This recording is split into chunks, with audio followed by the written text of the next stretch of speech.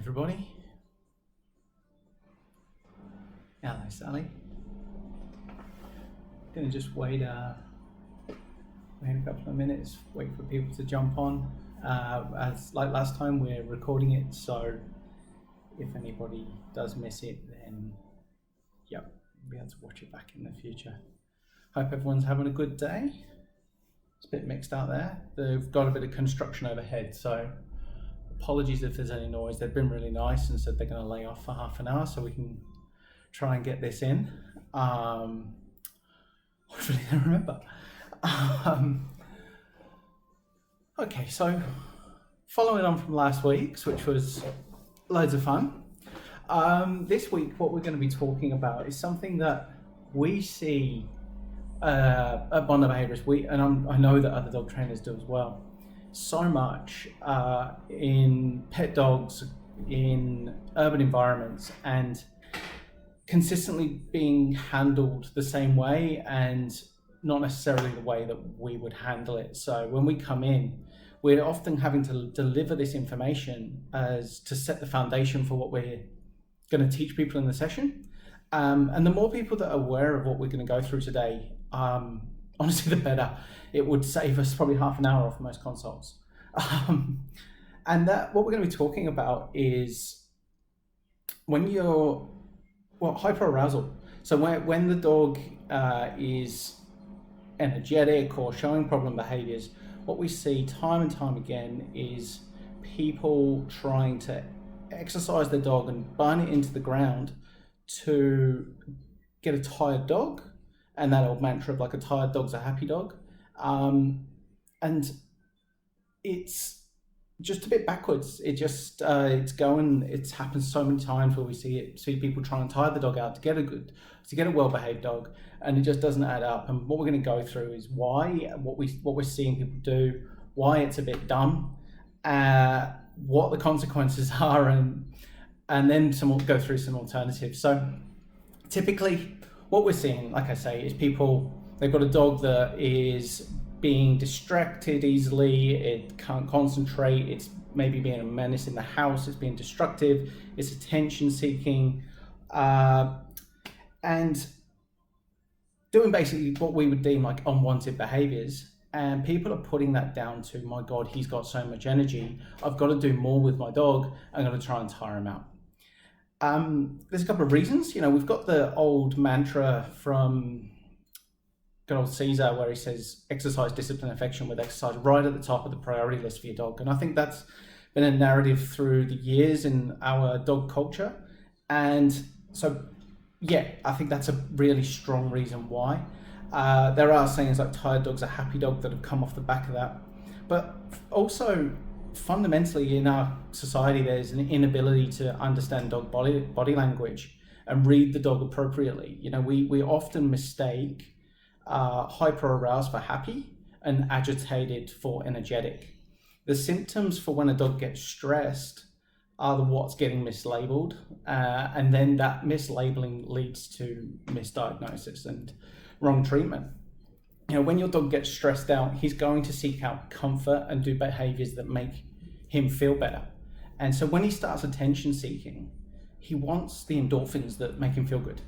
When he starts chewing, that releases endorphins. When he starts digging, that releases endorphins. When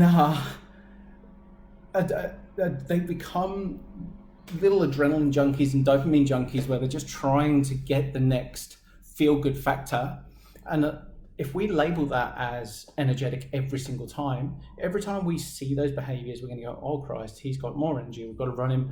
And of course, then as you pile that on, if you keep doing more with your dog and more and more and more and running them into the ground, you're going to get more stress. And consequently, you're going to get more stress-based behaviors. And so you're going to see the same things. And then you go, well, shit, that's not working. But it's all people know, so they start doing it more. And they up the ante. And then before you know it, you've got a really, really fit, athletic, idiot, stressed out dog that doesn't actually know how to not do those behaviors because that's what he's been taught. And then we've made it worse by compiling the stress. And just to be really clear, like chemically, positive and negative stress are identical. So fear and excitement are absolutely identical. The body cannot tell the difference. So if you're running your dog at high arousal every single day, throwing the ball, playing fetch, getting him to just bust long runs and play really, really exuberantly every single day, the chemical balance in his brain is going to be, all out of whack. He's going to be running on that high adrenaline every single day and never being given the opportunity to calm down, potentially. So yeah, your dog might be having great fun every day, but he's also just living, just simmering under the threshold all the time. And so then we'll start to see erratic behaviors. If you've got problems in the home, address them. I said this last week, if you've got a dog that can't relax on his bed in the home and can't settle down, taking him out the home to run him around the park isn't going to teach him how to settle in the home. Teaching him how to settle in the home is a skill. It's actually getting him to relax is a skill. It's the same with, address the problem that is actually in front of you by teaching them how to do it. So teaching them to stay, teaching them how to settle.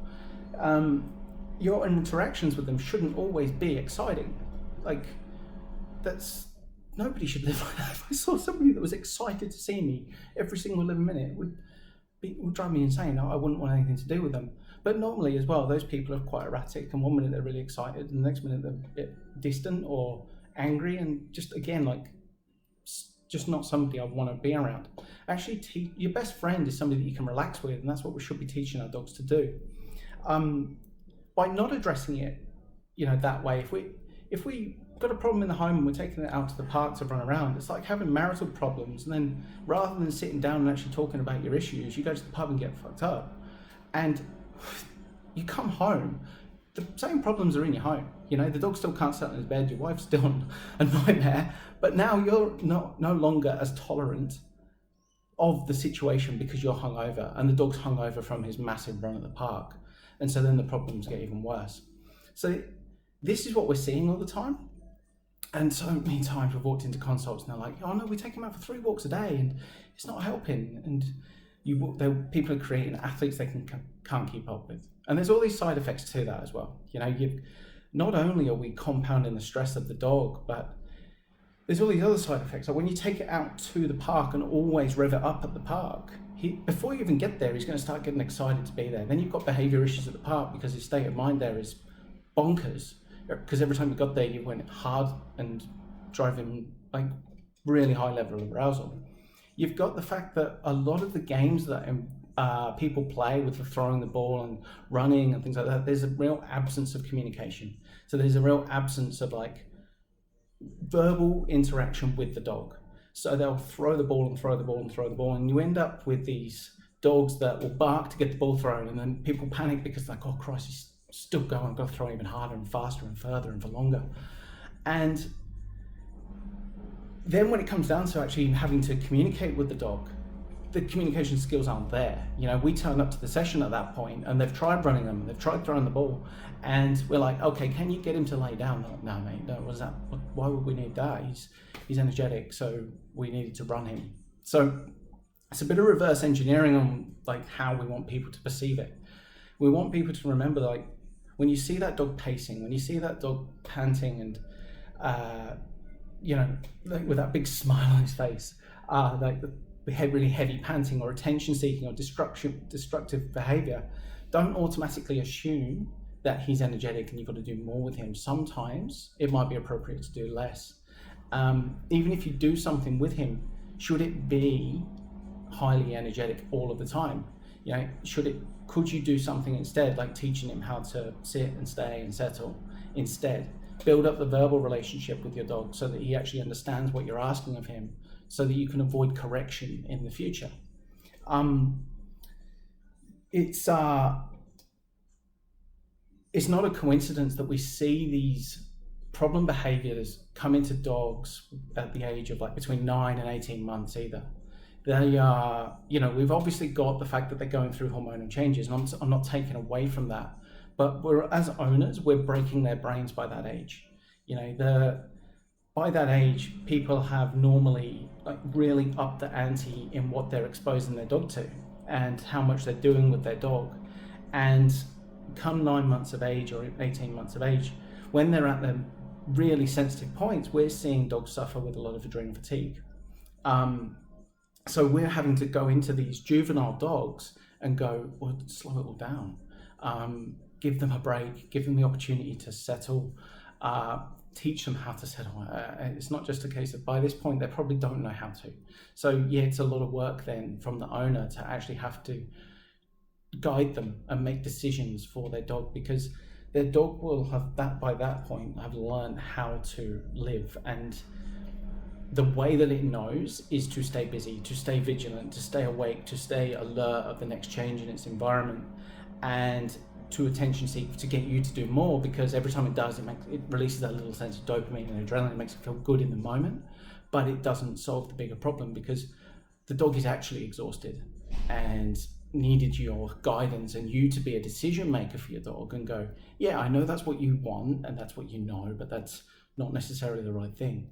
And so you got to coach them on how to relax and meet them halfway, provide enough, but without taking them too far.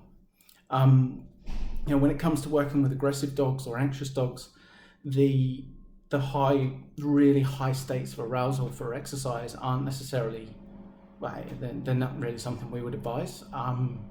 We want people to, again, keep their dog in a thinking frame of mind rather than a reflexive frame of mind that just reacts to stimulus in its environment. We want them to make a decision.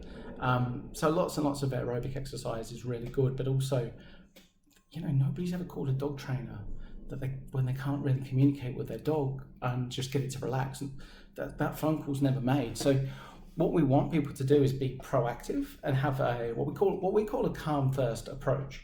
So take care of the fundamentals. There's a few in a dog's life. There's not heaps like this, but there's a few fundamentals in your dog's life that if you take control of and you're conscious of, then you can start to make educated decisions for your dog. You've got food, right? So we ask people to put the food down and pick it up after a certain amount of time, so that you can actually monitor how much your dog eats and when. If it's off its food, it's a reason. It's not just being fussy. You can't just go, it's fussy, he just wants it. Understand why it's not eating. Is it a behavior reason? Is it a food reason? Is it a medical reason? But that's information for us to be better dog owners. Water, give your dog access to water. It's a no-brainer, unless your vet has said otherwise. When it comes to exercise and interaction, that yes, they need something every day. They do need to be able to move. They need a lot more engagement than interaction, than exercise, to stimulate your dog's mind more than its brain. But set aside a time or a couple of times a day to actually do that and go, yeah, okay, that's when you're going to have that. And outside of that time, you know that their needs have been met. And so, okay, I've met your needs and you're going to have it later. And that means that you can encourage them to go and relax if it's outside of those times. Have a look at the environment they're in, make sure they're not exposed to stresses around the house, and leave them enrichment so that they can be entertained on their own terms and learn how to self-soothe and self-settle so they can develop confidence in their own independent behaviours and don't need you for every single living thing. You're in control of the majority of their resources anyway. You should give them access to things so they can self-soothe and learn some independence at the same time.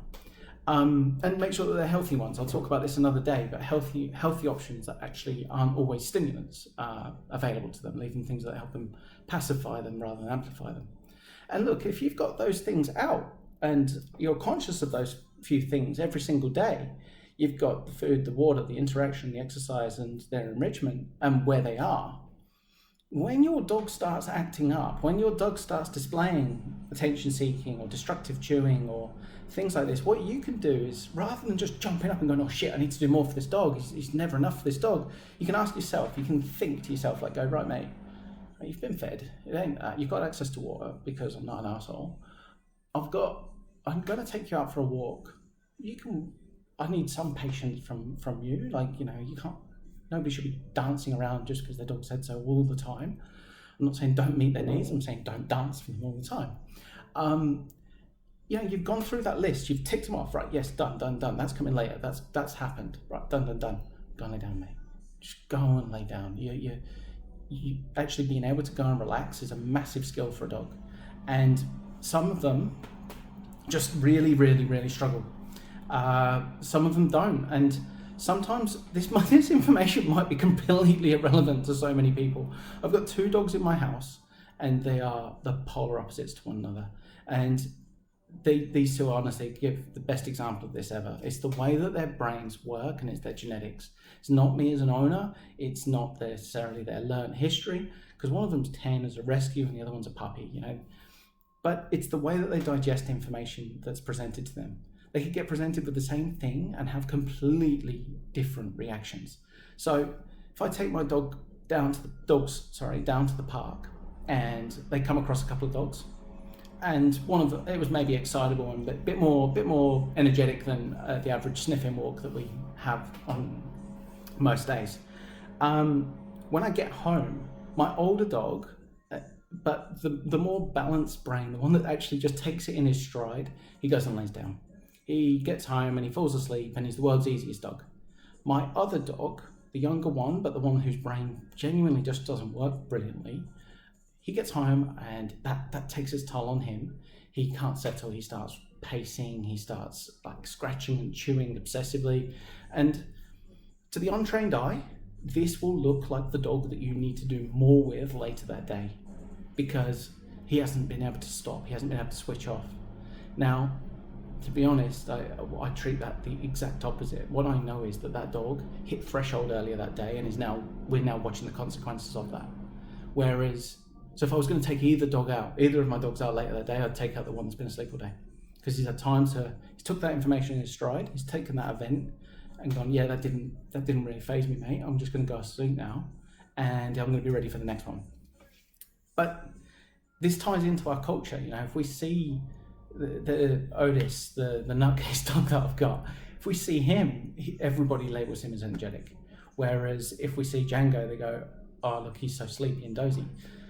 Otis is a highly anxious dog that doesn't know how to relax, and that's what he needs help with. Django doesn't. Anybody that just owns a Django might as well turn off this. You don't need this information.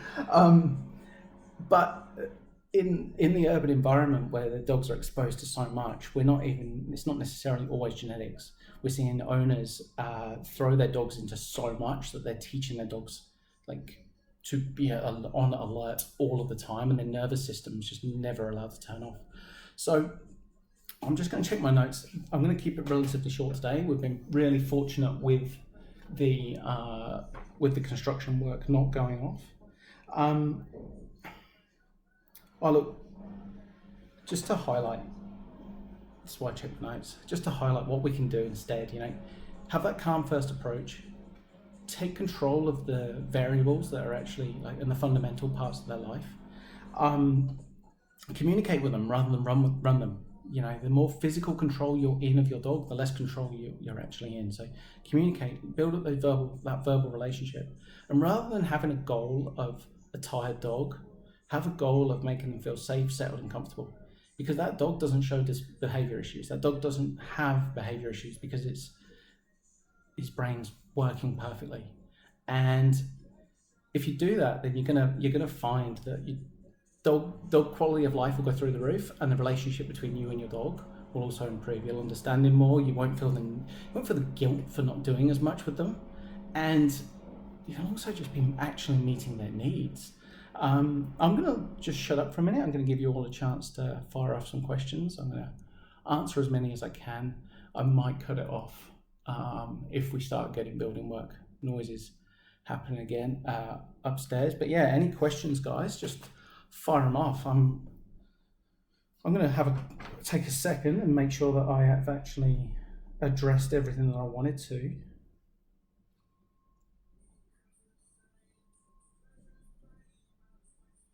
Yeah, I'm going to finish on this bit if I don't get any more questions. The biggest, this is gonna annoy so many people. It's all right. The biggest sufferers of this are herding dogs.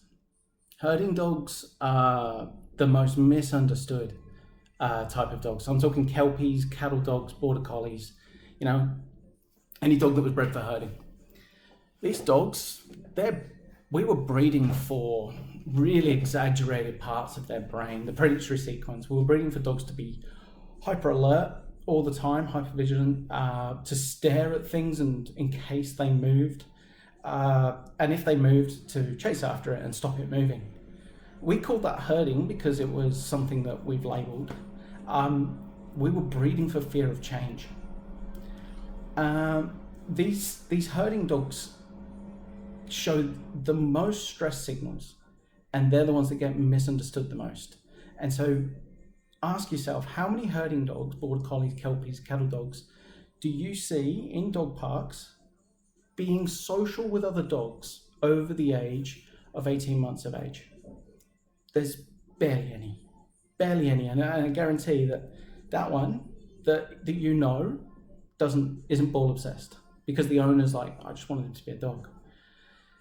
People are breaking herding dogs left, right, and centre by running them into the ground. And the day that other herding dogs stop asking other herding dog owners how to own herding dogs will be a great day for them. They're running on adrenal fatigue, and their mood is reflective of a tired, shitty dog by the time they're only 18 months old. If people actually engaged a herding dog the way it was meant to be, if the herding dog on the farm that runs without thinking is no use to that farmer, and it's not a nice story. They engage their brains, they get them to think more than they run. They develop relationships with them, they keep them really calm because they need them to be calm to work.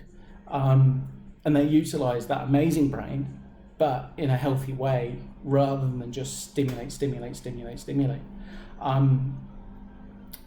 I'll leave that one there. That'll be fun for the comments. Ian, would you let a high energy 6-month-old puppy off leash at the dog beach? I mean, yeah, it depends. Is it an anxious puppy? Is it a dog that's got social skills? Is it a dog lacking social skills? Is it a dog lacking confidence? Is it high in confidence? Is it, I don't know, mate. That's a really, really vague question.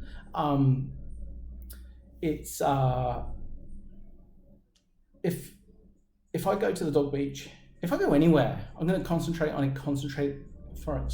communicating with me verbally and through food rewards or whatever the dog finds motivating before I let it off the lead, so that it sees me as the primary source of comfort and one to respond to. It's not about maintaining RoboDog, and I never want RoboDog. What I do want is the ability to go, come here, and he comes. Outside of that, I can't really answer that question. If he's high energy, what I don't want to see is people. She doesn't have good recall, so this work on recall. Rather than take him to the beach and practice running away from you, practice recall. So it goes back to practice what you want him to get good at. If your dog can't settle on a bed, teach him how to settle on a bed. Don't run him around. If your dog can't come back when called, make it really, really reinforcing to respond to his name and come to your hand. Don't let him run around. It's it's just, I don't know. It just seems like really easy, obvious when you say it out loud. Letting dogs off lead to I'm not referring, I don't know your dog, so please don't take this personally. This is a generic comment. Letting dogs that are really, really intense players, getting it out their system so that then they're well behaved is also just dumb. They're practicing, they get better at what they practice.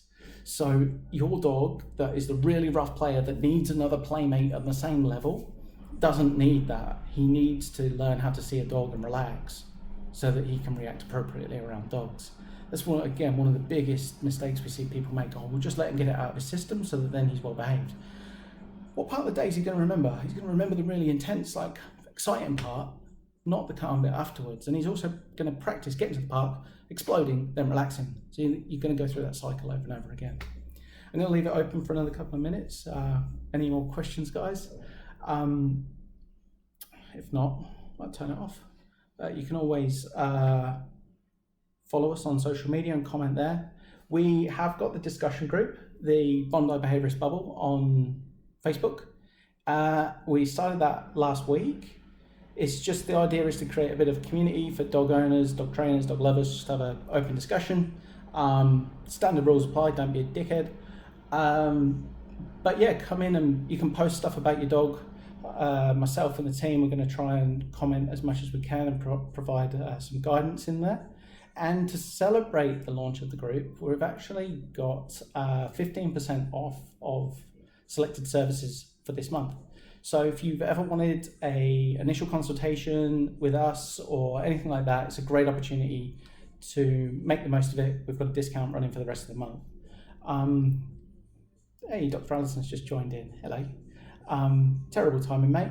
I'm going to sign off, but I will see you on Friday for dinner. Right, guys, thanks so much for your time.